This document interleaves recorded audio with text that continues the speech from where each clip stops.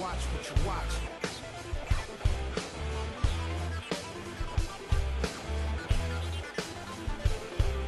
Better watch cause they watch. Watch what you watch. Media misleading ya. Watch what you watch. Peace, family. This is Jabari and your boy LA from the Solvivaz Nation, here to introduce our annual Unify conference that we have coming up, the 6th annual Unify conference. Our theme is African people in the Media Holocaust. Today marks that work. The journal owns my article, the publisher owns my book, the record label owns my song, and it's up to them to determine how popular that will get. And how do they do that? Well, it's primarily through radio. So the first thing they do, of course, get the contract signed, get control over the power of the copyright, get control of the intellectual property, of the thought. By the way, intellectual property is as big a business in this country as anything. It's bigger than the automotive, airline, and agricultural industries combined, and probably even more powerful since I've read about that. We don't make much in this country anymore. This country doesn't produce tangible products as much anymore, but it produces a lot of ideas, and those ideas and those cultural expressions and those movies, etc., have to be owned and controlled. So this is one of the ways they do it. Universal Music Group owns more than 2 million songs, at least, and the way they promote them, obviously, is through the radio. Now, how do you get a song on the radio? Payola, or pay for play. If you listen to commercial radio, every song you hear on that station is owned by one of these 3 corporations. It is never owned by the artist, and that artist does not only not benefit financially from it, but does not have any control over whether or not that song becomes a hit, becomes popular, so on, etc. And they do it by the top 40 playlist. That has its own history. Maybe we can talk about that if we have time, but I don't want to keep it moving. But the top 40 playlist was created basically to organize what goes on the radio. To get one of those top 40 slots, it costs about $1 million per song per station, or about $1.5 million to generate one hip-hop or R&B hit.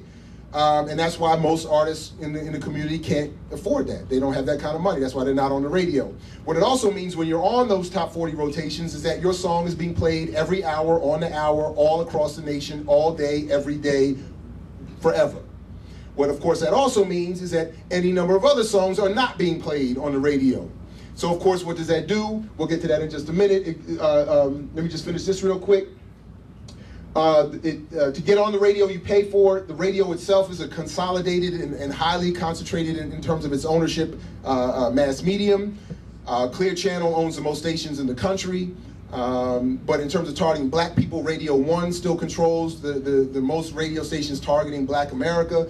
And of course, despite the female and blackness of its ownership, it is maybe even worse than maybe the white-owned ones. And when Kathy Hughes came to Morgan State, and actually at graduation a couple years ago said, Radio 1 is black power, and neither me nor any of my students stood up and rebelled at that moment, I took that as a sign of the ineffectiveness of my teaching.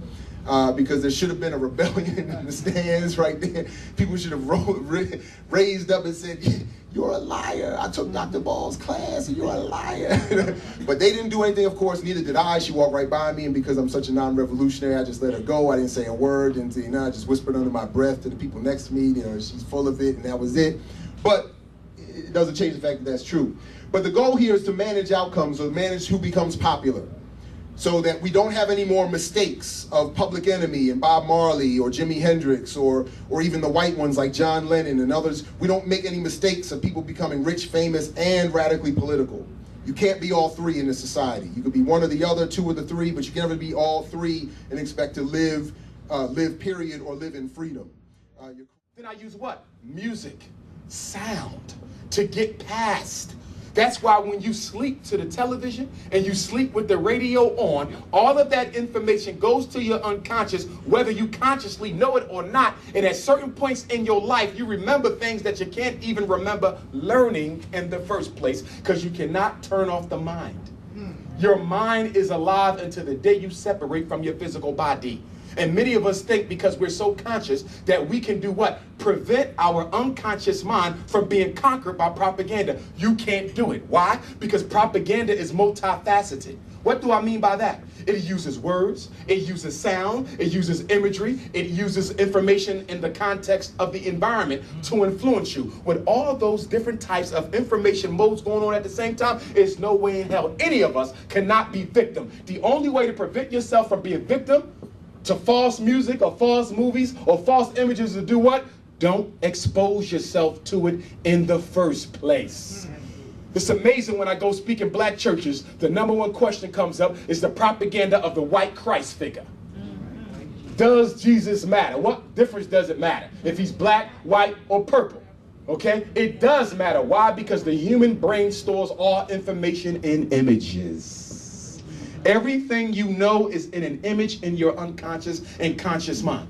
And because the unconscious automatically makes sense out of the information in it, no matter how much you tell your children that Jesus was black, as long as they go to church on Sunday and see him as a white man, the unconscious will believe he's white despite all of the written proof you have against it. If you're trying to win a war, against images with books, you're going to lose. Because your mind does not store words. It converts it into a picture. So when they see a white Christ, no matter all the proof we know of Jesus being an African, what wins out? The image. Because the brain is creature of what? Repetition. What does that mean? That means that no matter what it is, whatever you continuously feed your brain, it will come to belief. Domestic violence. And we have a big problem of domestic violence in our neighborhood. A lot of black women are being beat on by their men, and sisters are suffering in silence. Why? Because you don't want to turn in the father of your children to the cops and then have to face your babies. So a lot of our sisters are suffering in silence. But the weapon that is used by the abusive brother is what? Propaganda. Of wearing down your self-esteem, black woman, to the point that you don't think nothing of yourself, even though you thought the world of yourself before the victimization. You say, I know who I am. He won't be able to mess up my mind. Yes, he will. Because the brain will always fall victim to that which it hears the most. They are using high-tech brainwashing to bedazzle your children and to make it impossible for them to distinguish fantasy from reality. They've turned our sons into thugs. They turned our daughters into hoochie mamas who are incapable of distinguishing right from wrong.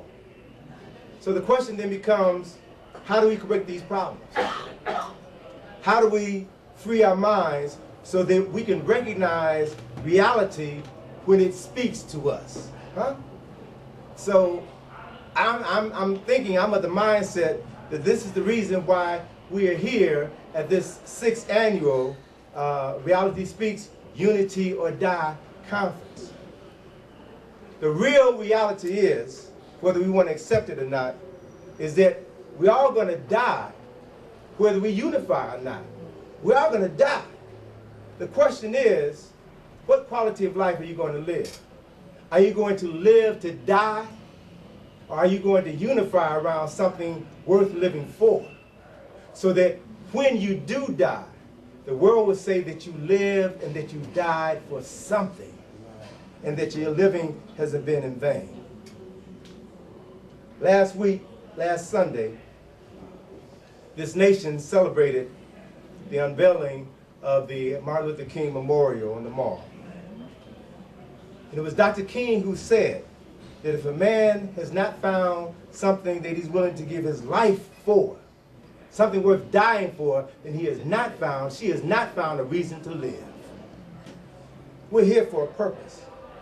So I want you to just imagine for a second. Imagine if Dr. King had been well-versed or grounded in Nile Valley history. If he was as grounded in Nile Valley history as he was in Judeo-Christian and Greco-Roman mythology. Because that's all it is mythology. And he accepted it as fact. If he had a different orientation, then his mind would have been clearer and he would have delivered an entirely different message. Imagine if he had begun his mountaintop speech with a reference between a meeting of the minds between Jehuti, Imhotep, and Zoser, instead of a philosophical discourse or monolythus between Plato, Aristotle, and Socrates. It would have been an entirely different message if he had a different orientation. Imagine Dr. King standing at the foot of the Tekken during his 1963 march on Washington, talking about his vision for Africa instead of his dream for Americans. It would have been an entirely different speech. So we've got to begin to separate a dream from a vision. We've got to begin to distinguish something worth living for